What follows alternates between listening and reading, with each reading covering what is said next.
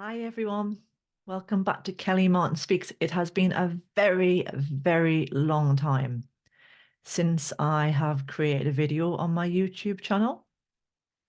And I don't know how long this video is going to be. It might just be a short introduction, but I haven't spoken for such a long time. I haven't written my blogs for a long time. I haven't done my podcasts for a long time. It's been a really interesting 2, 3 years, hasn't it? Now, this is going to be a specific series of videos I'm going to create, and it's for my own healing, my own journey, because it's been really hard this past couple of years, especially. And I feel like even if nobody listens and nobody watches these videos, this is going to be for me processing my own pain and hopefully transforming myself and growing through it spiritually. So, a little bit about why. I'm going to be calling this either the grief journals or the grief diary. I haven't worked it out yet because I've had two really big losses in my life. I had one at the end of, well, September 2022, where I lost a really, really close friend. Somebody I loved him very deeply, and he passed away to cancer. Very short period of cancer because he had advanced cancer that spread.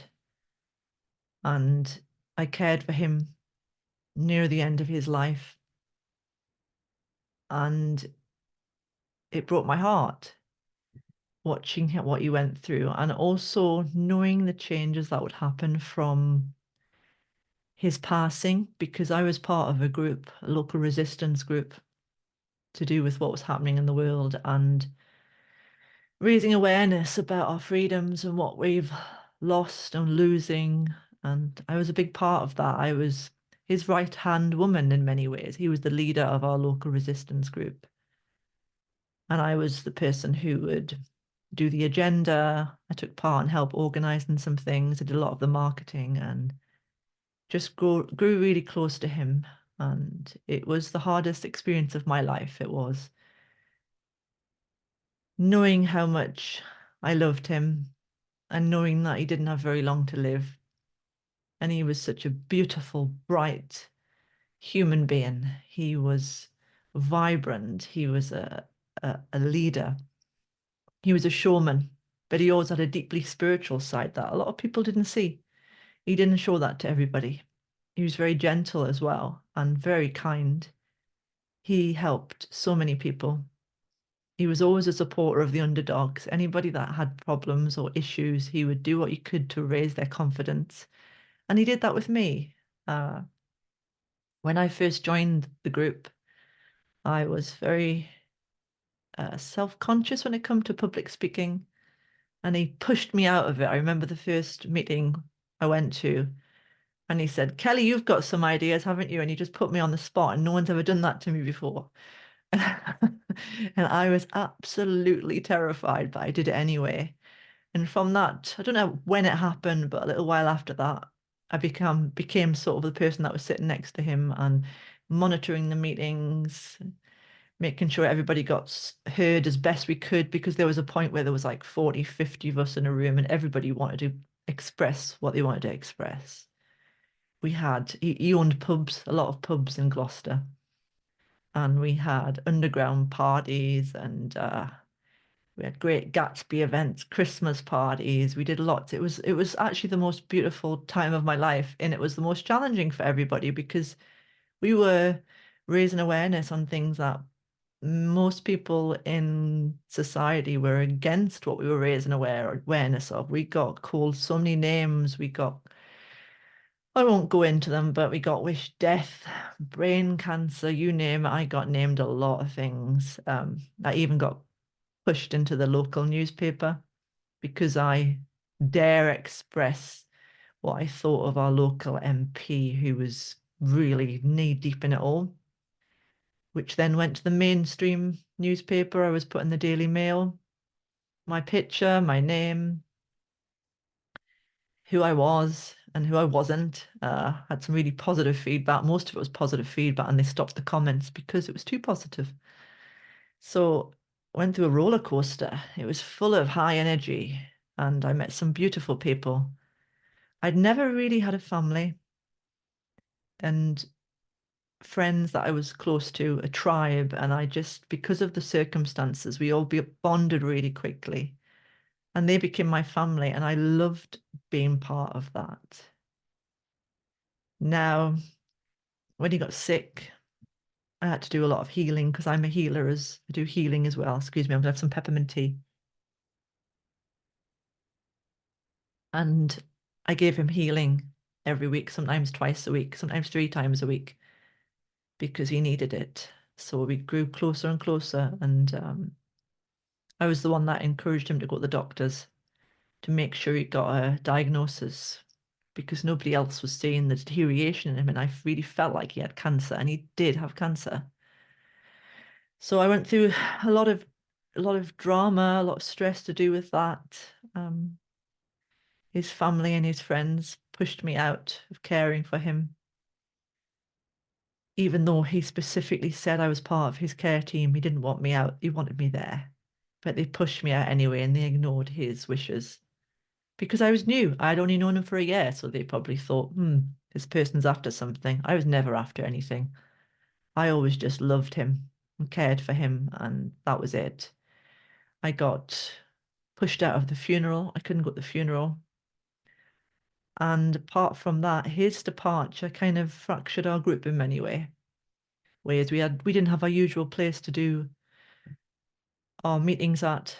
Um, we could have done them there, but I didn't want to go anywhere near that, to be honest. And people were looking to me to be a leader of the group for a while, even though I was grieving the loss of him, which was very hard. I didn't want to have to, and I was glad that near the end some of the people stood up to take over because I was just too tired, and I never got the chance to fully grieve because I had to do something for the group and I had to keep going. And then in December 2022, I was just starting to feel a little bit lighter. I was still deeply grieving him. And then my best friend, who I've lived with for 20 years, passed away. Not passed, sorry, he didn't pass away in December. He got a diagnosis in December. He got diagnosed with advanced cancer too. And this basically, it threw me upside down. It pulled the rug from underneath me. I never felt such pre-grief. It was the most painful experience to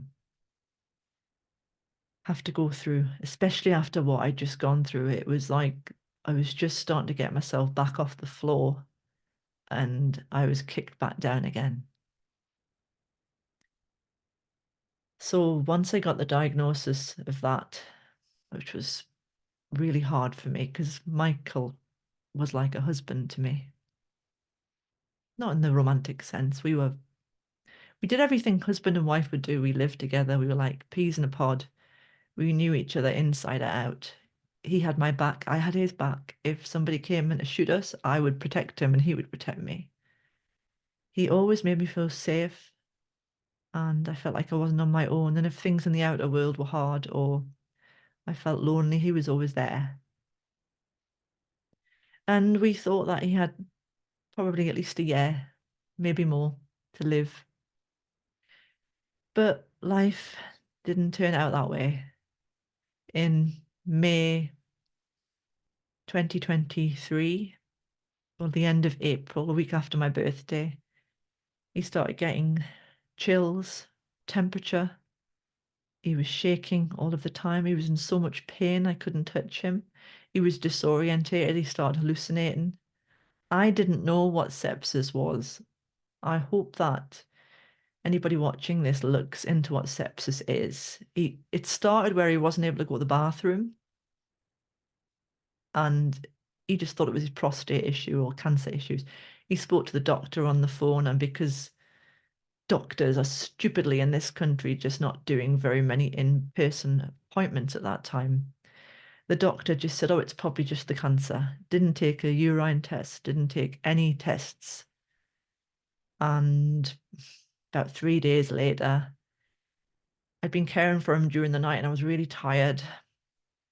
So one night he said, go to bed, you're really tired. And I did, I went to bed, and I regret that. I regret that I actually went to bed that night. I wish I'd stayed with him in his bed just to comfort him. But that night, the temperature got worse, shakes got worse. He kept uh, forgetting where he was because he was hallucinating. He was trying to go to the toilet at the wrong side of the bed. I'd bought him something so he could go to the toilet in.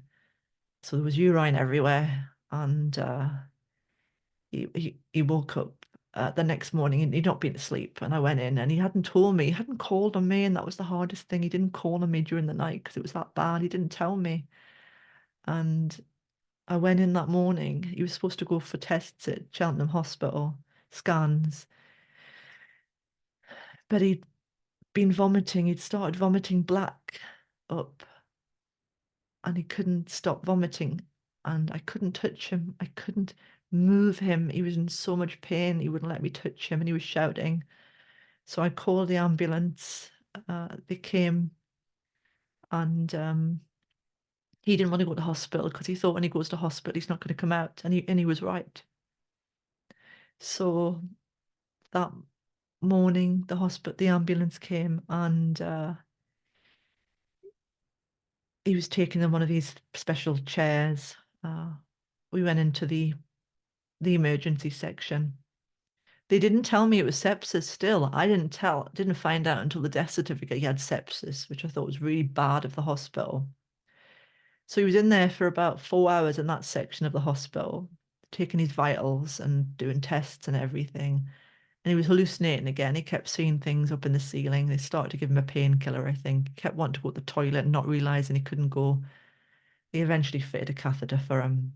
And then we went to another section of the hospital, which was for a long time in there. And I think I stuck it out till about 3 in the morning and I couldn't stay awake. And one of the nurses said, go home, he's going to be here a while. And he was still conscious then. And I didn't know that as when I left to go home, they started to give him morphine. They put him on the morphine driver. They didn't talk to me about that. So when I got there, he was completely unconscious. So I never got to speak to him. I never got to say goodbye, which I could have done, even if it was just a few seconds, I could have done. So they didn't treat him very well. I thought it was terrible that we're doing it at Gloucester Royal. I got so angry when I got there. I was so upset. I was so scared. I was on my own and I saw his, I think it was his blood pressure or his heart rate or something was going down very, very quickly, very quickly. And this young nurse was just dallying around, like taking her time. And I said, what are you doing? And I just started screaming and swearing at that time. I said, what have you done? You've put a morphine drip in. What are you doing? You're trying to kill him? And I saw all these vitals going down and I saw all these nurses standing around this desk and I just was furious because they weren't watching his vitals go down. So I screamed and finally they did something about it. And I think my screaming was what got him moved to a special ward. And then the later life, the end of the end of life nurse came. And then I realized, oh shit, he's going to die. She took me to a room and we talked about it. And I said, has he got long? And she said, no. And I was like, oh, I was in shock. I didn't believe it. So anyway, they start to move his bed to another ward. And I was hoping it wasn't going to be an open ward. I thought, oh no, please don't let it be an open ward.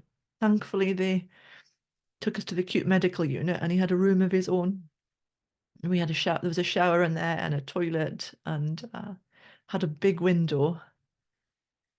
So I got in there and they hooked them all up and then they put a bed in for me. and they were really good. The nurses were really beautiful in there. We had a few that were a bit idiotic, didn't pay any attention. Um, I was in there from, I don't know what date it was, the 26th of April until the 1st of May. Passed away on the 1st of May. And it was a very exhausting week. I didn't really get any sleep because I think it's every 2 or 3 hours, they come in, they switch all the lights on to turn him over. And one thing I just thought about that was the most ridiculous thing. These people need to change their policies. Because if it's obvious somebody is dying and they're going to be gone in about a week, they're not going to be caring about bed sores, for fuck's sake, excuse my language. They're not going to be caring about bed sores. He's already on morphine. He can't hardly feel anything. So they kept turning him over. He groaned every time they turned him over because obviously it hurt in some level. So I didn't really get any sleep. I had some beautiful people visit me regularly, and they just brought me coffees and cakes and crisps and everything they could just to keep me going. I was really grateful for that. I don't know what I would have done without them. Eventually, I got food from the hospital because I didn't realize I was allowed food as well. Because they kept passing by saying, "Does he want food?" And I was like, "Well, he's unconscious." But they didn't say it to me for about 2 or 3 days. "Oh, you can have food if you're staying." I thought they should really tell you when you go into the hospital list. It's one of these basic things you need to know. And anyway, it got to the weekend. It was quite quiet in the hospital because it was a bank holiday, come to a bank holiday weekend, I think. And there wasn't many nurses and doctors in. And one of the doctors came in on the Sunday, or was it the Monday morning? Checked him and I said, "Has he got long?" And he said, "No, he hasn't." I said, "Because his urine bag wasn't really filling up anymore. And that's generally a sign that the organs are starting to shut down." I had one friend come to see me on the Monday, and it was late afternoon. I started to go through banking and budgets and bills and everything, and on Michael's computer to see what on earth I was going to do because it wasn't expected. We hadn't planned for anything. He hadn't even written a will. In no time, it was just unexpectedly quick. And they came in and they turned him again. And I was like, "What are you doing? Why are you turning him?" That was his last. I think that's what triggered his death, to be honest, because they turned him over. They left the room and I looked at his face and his face changed. And a nurse was passing and I said, "Something's happened, something's changed, he's different." And he's breathing. He started breathing more slowly, and then there was long pauses between 20, 30 seconds, and then it was a minute, then it was 2 minutes, and it was like living on a knife's edge, just waiting, just I was holding his hand. Before that, I'd given permission to pass away because I know he was worried about me. He was worried about what I was going to do financially because I have challenges since he's left. Because we shared all the costs, and I live in a three-bedroomed house, and we'd always worried about that moment, like what was I going to do? Uh, so I held his hand, and I watched him take his last breath, and it was the hardest experience I've ever gone through in my life. It was just traumatizing. It was very traumatizing. I still have sort of PTSD from watching all of that experience and everything from caring for my friend in September last year to caring for Michael to seeing all the stuff he went through. And then you have loads of regrets about what you did and didn't do and wish you'd done differently and everything. It was when he stopped breathing, and then I noticed his body just went hard and cold very quickly. And I went into shock. I just kept looking at him and saying, "You're not gone." And I kept touching him, saying, "Come on, you're not gone. Come back. You're not gone." Um, and then my new friend Louisa, who was and is a complete godsend, She came, she'd visited him a few days ago. She'd never met him before, never met him consciously. And he had a couple of moments, I don't know what they call it, the death something or other, where there's periods when somebody will just suddenly become awake for a full day and relatives and loved ones think they're improving, but they're not. It's kind of their last chance to say goodbye. Michael never had the chance. He groaned a lot when I was trying to talk to him. I think he was distressed talking to me because he didn't want to worry me, me to go through what I was going to go through. But when Louisa came, I said, Michael, this is my friend Louisa. And he had his eyes closed, but he just said, hello, like he knew she was going to be helping me afterwards. Anyway, after he passed, about I think it was about an hour and a half later, Louisa came and I had about eight, 9 bags because I brought so much from home because I was there for so long. I didn't know what to bring. I brought lights to make the room nice and peaceful for him, music and everything I could think of. I brought laptops, you name it, extra blankets. Um, and she picked all my bags. She said, I'm carrying them. I said, you can't carry all of them. She tried to carry all of them, bless her. And I didn't want to leave him. I think that was leaving that room was just it was the last time I'm going to see him. And that is what happened. She took me home. I was dreading going home. She I know that people grieving close deaths will know what this feels like. Walking through that door and getting dropped off and all the things left there. There was the wheelchair that my friend Louisa had brought. Everything was just dumped from when the ambulance man came. I just dumped everything in a panic. I was just trying to grab things, so the place was a mess. But I walked in that door and that door shut, and I sat on that sofa. I was besides myself. I couldn't stop crying. I was screaming, and I just kept saying, no, no, no, no, no. I want people to know how this feels because it's not just you just cry. You go around and you shake your head. No, no, no, that's not happening. It can't be happening. No, you're not here. I kept repeating things over and again. My voice was just like I was going insane. I was like, no, no, you're not here. You can't be gone. You can't be gone. You can't be gone. You can't be gone. I kept saying it over and over again, like really fast and repetitive. And that was the most awful thing, just being in that empty house and seeing all of the rooms he was in and his bedroom. Sorry, my camera's shaking as I'm quite close to the desk. And I eventually went to bed and cried myself to sleep. And then the weirdest thing happened that morning. There's a phone in his bedroom, and alarms started going off. It started going. Beep, beep, beep. I couldn't shut it up. I went downstairs, upstairs. All the alarms were going off. And I think it was him manipulating the electrical energy just to tell me that he was there. And I don't know what happened after that. I just know I cried a lot. I was very stressed and traumatized because I'd never managed the house. He'd always managed the bills. He was a retired electrician, plumber, decorator. He always managed any faults and problems. And in the first month after he passed, like everything that could go wrong went wrong. The washing machine broke, and I had a meltdown on the floor.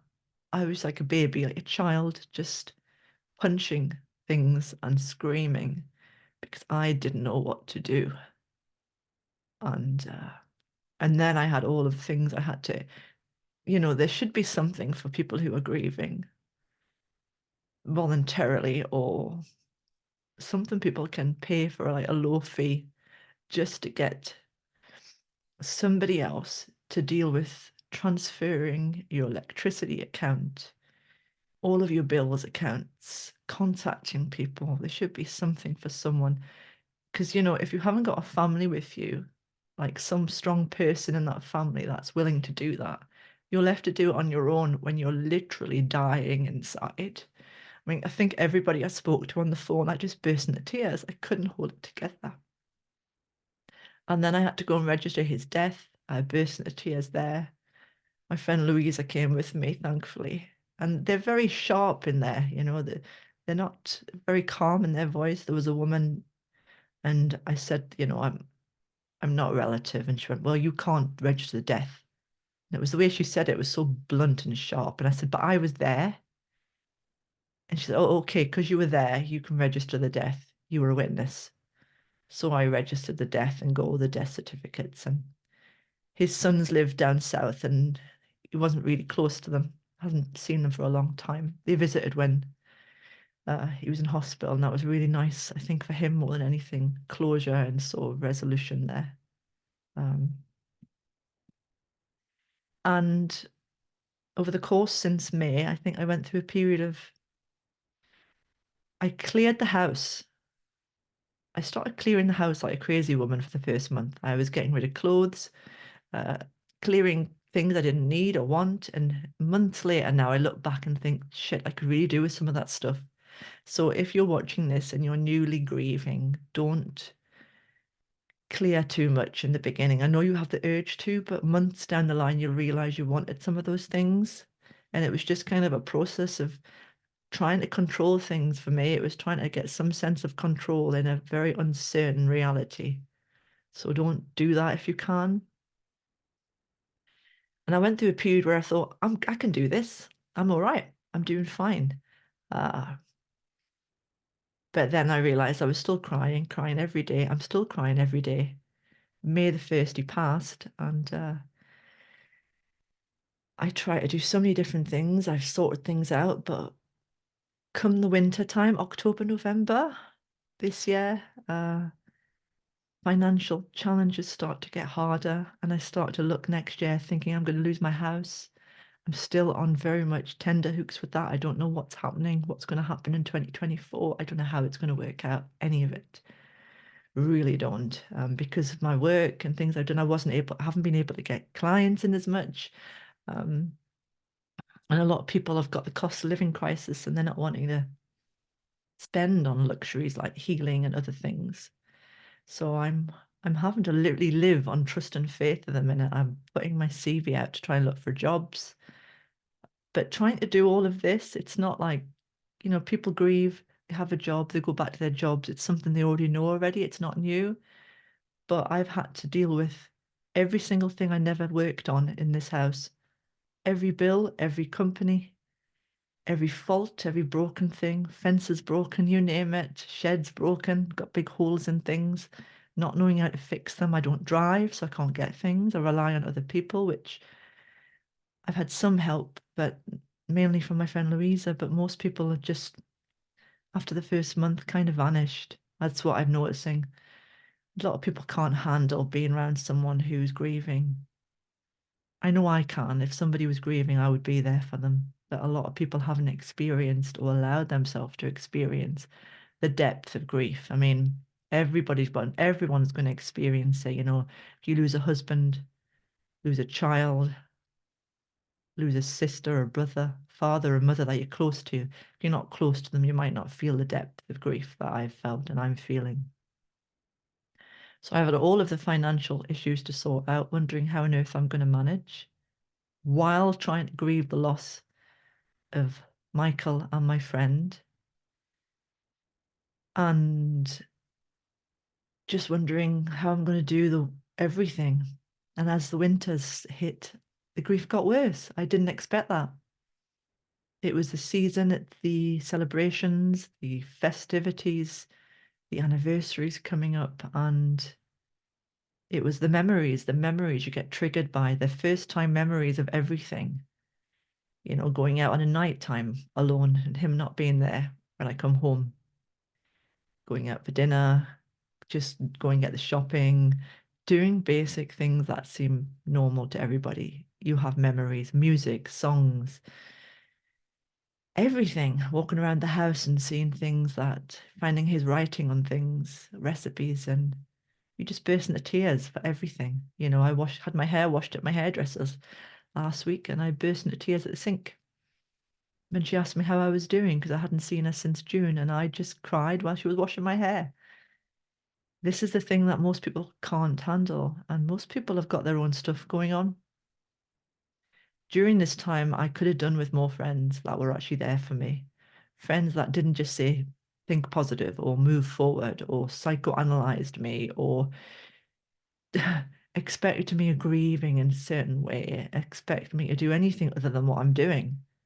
I needed friends that were actually willing to come round. I mean, the first month or two, I needed people to bring me food because I wasn't feeding myself. Luckily, Louisa did that, and I'm so grateful for what she did. I needed a regular routine. I lost a, I lost friends during this time. I let go of some as well, some who basically ran for the hills, and I let go of others who I felt were quite toxic to me after my friend died and didn't really help me. I just felt criticized and analyzed. I had to let go of people for my own healing, my own process. And now I'm left with a couple of close friends and people who I see now and again. And I feel very isolated. I can't go back to my old group because it's the memories of it. And also, I don't really want to delve into what's happening in the world right now. I know there's a lot happening, but it's something that my life is so uncertain that to go to fill up with all of the drama of the world is just too much for me. I don't know if I'll ever go back to that. I don't think I will. I think what I want to focus on in my life is moments of relief. Now, I haven't told anybody on this about this publicly. I've told a couple of friends, and that's it. But in October, November, I became very suicidal. This is part of grieving also. So if you know someone deeply grieving, keep an eye on them. I've felt suicidal in my life in the past. I've had depression a lot in my life. This is why I started Kelly Martin Speaks. This is why I do intuitive healing, because I want to help people like me who have gone through things and are going through things. But I never quite got to the part of suicidal tendencies where I started to plan and think about how I was going to do it. I honestly couldn't see a reason to be here. I couldn't see a future. The financial issues that were happening were just mounting on top of me. And the isolation on top of that was just the loneliness and the pain of not having that one person who's been with you for 20 years, 24/7 during all of your hard times has been incredibly hard. I don't know if I'm out of the woods there with those thoughts and feelings. I do have moments like that still. Don't know if I've got a reason to live yet. I'm working on that. And I started on uh, I started on 5-HTP, which is an amino acid which helps increase the serotonin, which I think has taken the edge off those thoughts. So it's not as prevalent, it's not so intense. But I just want to do these videos as much as I can just to get out of my system what's happening for me each day. And also talk about the journey of healing, what grief is like, genuinely like, for people who have lost really close loved ones. And I hope that as I do this, I will heal and I will understand my own journey and maybe it will help other people. People might not watch it. All my videos aren't going to be this long, but this is my introduction to my new journey, my grief journey, um, and just see what happens. I'm probably going to write on my blog, Kelly Martin Speaks, as well. And I might do some videos on bright light healing on Facebook too. Just because I know that a lot of people are grieving, and it's not just the loss of loved ones, it's the loss of an identity. Some people, loss of their health, loss of their jobs, loss of their partners through divorce. Big changes can cause really intense grief. So I want you to know that whatever you're going through, it's okay. And during this festive season, especially, know that you do not have to be happy. You do not have to celebrate. You do not have to put a happy face on or sparkle in any way. However you are is perfect in this moment. This is what you need to be, whatever it is. And let your family, your relatives, excuse me, stomach rumbling, do what they're doing. Let them see you in whatever they want to, where they want to see you, and surround yourself with people who can accept you for who you are. If anybody tells you you've got to move forward, move on, they're in a better place now, just try and push it out of your mind, or don't hang around with those people during this festive season. You need people who knows what you've gone through, people who maybe love that person also and who miss them, so you can have your own kind of new ritual that you do. And if it's your first, your second, your third, fourth year without your husband or your wife or your partner, your child, just take one moment at a time. Don't go any further. Don't go beyond that. Even if, like me, you've got other stresses and challenges, that financial challenges of the massive changes that take place from not being with someone and realizing you've got all the costs to deal with yourself. Just still take one moment at a time, and only take action when you feel inspired. Don't feel like you've got to push yourself out there. If things are meant to happen, they will happen. And as I keep getting told right now, everything's in perfect balance. Even the dark and the light times. When you're in grief, you're in the dark. And for me, it's like being in the void. Gosh, my stomach's really rumbling. It's hungry. Um, we're in the void. The grief is like being in the void, the spiritual void. It's a dark place. And you can't see how the forward or the future is going to be, or how you're going to get there.